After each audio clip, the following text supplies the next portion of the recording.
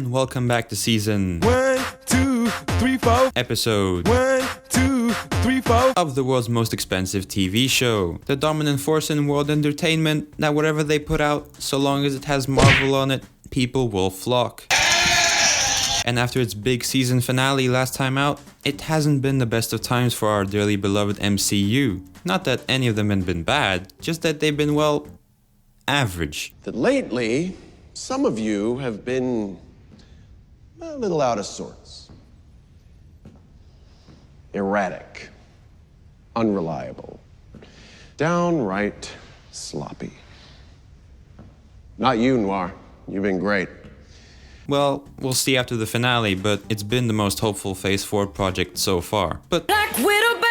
the movie that has been delayed 3 times. It feels like there's been more, but there's only been 3 that I can remember. And was it worth the long wait? Well, kind of, but not really. So does that mean it's bad? No, I think it's very much okay, but no more. Maybe a little less, but no more than okay. Perfectly balanced, this whole thing should be. And considering that it's been 2 years since the last MCU film, you'd be expecting a little more. So let's get into the good and the bad of Black Widow, baby! starting with the good, because there are a fair few good things to say about it. Starting with when in the MCU slate this was released, because so many people are saying that, oh, this should have been released after Civil War. And maybe so, but then some are using this as a criticism of the movie itself, to which I say, Hammond, you blithering idiot! and here's why I think it actually works better released now. The last time we saw Natasha, well, we remember what happened. And actually, her sacrifice made us care more about the character than we ever did before. So now we'd be more interested in seeing her solo movie than we have ever been before. And it also fills the gap between Civil and Infinity War for her character. Because more than anything, I think the solo movie, in a way, is a tribute to her character, and let's not forget just how important she has been in the MCU. And not just in the MCU, superhero movies in general, because Black Widow was the first real female lead of the subgenre, at least in the modern day, and she was integrated as a key part of the Avengers, arguably the heart of the team. Sure, you might have your Jean Greys or Storms in the X-Men movies, or Catwoman. But Black Widow really cemented herself as the female superhero, and that she could go toe-to-toe with the big boys, and found herself in these lead roles. Arguably, The Avengers is a more Iron Man, Cap-heavy film, but she is one of the core 6 that are there. And then she got what is essentially the co-lead in The Winter Soldier, and it only went up from there. Did I step on your moment? And she kind of paved the way for these other female superheroes, and I feel like this movie is a tribute and a reward for that. But given that this is the Black Widow movie, I feel like we still haven't gotten the most out of her backstory, and I guess we never will. We get glimpses and mentions of it, but it leaves you thinking about it later, going, Is that it? Is that it? but on one hand, it's also like, we know enough, maybe we don't necessarily need to know much more. I guess what I'm saying is that I wouldn't mind to know a little more, but I'm not aching for it either. But the backstory that we did get, mostly in the beginning, I think that was done fairly well. We are thrown into this classic Russian spies in America plot, and that Natasha was part of said plot, and so was Yelena and everybody else, and that's how they were a family. And I think that's enough. We don't need it spelled out for us, and besides, we've been told about it before. But what seems to have caught a lot of eyes is the opening credits sequence, which, by the way, Marvel, can we get more of those? Because that was really good. Because they are much better than the closing sequence. Of course, it works for Endgame, but come on, get to it. But those credits. Can you imagine what kind of movie we would have if Marvel and Disney had the balls to follow through on the tone and style of that opening sequence? Go a full R-rated, this dark and gritty spy film? I'm just gonna rest my big balls on the crane. One can only imagine. But even without going overly dark, I think Marvel got what they wanted out of this film, which is their version of a Bond film. The opening credits? Check. Traveling all over the place to get information out of various people? Check. A girl that accompanies the main spy for the majority of the film? Well, it's a bit of a stretch, but check. A British dude that magically gets you exactly what you need when you need it? Check. A Russian villain with plans of world domination? Check. The henchman of the main villain? Check. And these are spoilers, so skip to here if you want to avoid them. Come on, do it now! A Bond villain layer ripped straight from Moonraker? Check. And to top it all off, an actual Bond girl. What brings you to the south of France? Yeah, plenty of Bond references. And although I expected this to be more spy-centric, I didn't expect it to be a full-on attempt at making a Marvel Bond film. It's actually pretty cool, and it's one of the things that stands out most about the film. But like many Bond films, they really dropped the ball on the villains. I don't think it's an unpopular opinion to say that these are some of the worst villains of the MCU.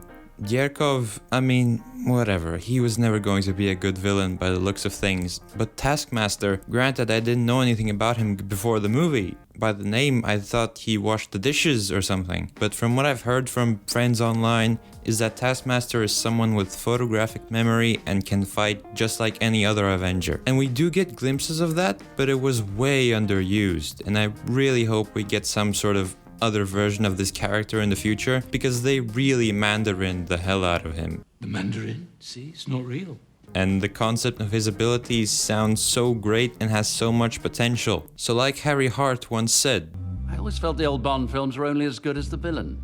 luckily this isn't actually a Bond film, so the film was better than the villains. And as for the action in general, it was definitely well shot and choreographed, the hand-to-hand stuff especially. The way it was shot had slight glimpses of Kingsman, and I thought the score accompanied it very well, but I wouldn't say that any of them were truly memorable. I'd say the best one was between Nat and Yelena, and that's the only one I'd watch on its own. Although I did enjoy the prison break. Superhero landing! But in the final fights, there was nothing really going for it emotion-wise. Nat and Taskmaster are fighting, but there's no emotional investment into the conflict that they have. And that makes me think that the writing in a way was kind of rushed. If anything, the movie almost fell apart in the third act. Rushed finales.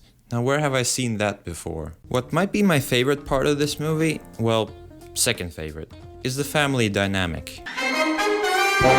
Maybe a little like The Incredibles, but I think it managed to be very much its own distinct thing. And if you don't pay enough attention, you might confuse this with a Fast and Furious movie given how much they say the word family, not to mention some questionable CGI. Also, it's nice to see a change in German car manufacturers being featured in these movies. Seems BMW has taken Audi's place as Marvel's main car sponsor, and I can't wait to see another one featured in Shang-Chi. Back to the actors though. All of the performances from the family are all really great, despite the questionable Russian accents.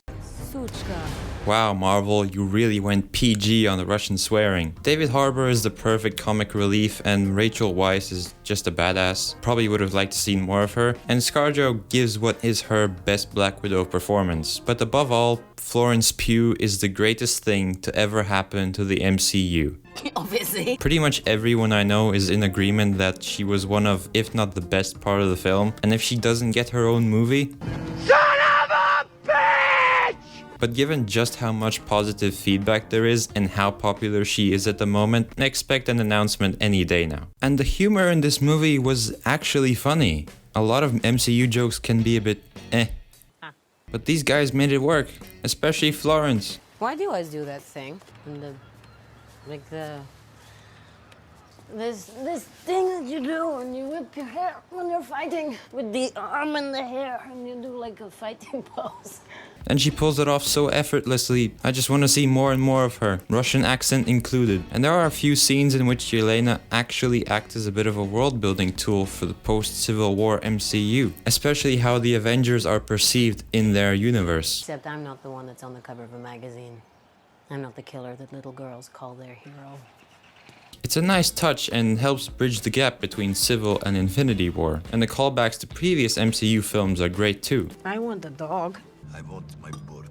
And to mention the end credits briefly, I guess spoiler, but it doesn't really affect the movie itself, it's merely a nod to the future. So if you somehow haven't seen the movie yet, which is frankly impossible because everyone watches everything Marvel put out, skip to here for my concluding thoughts on the film.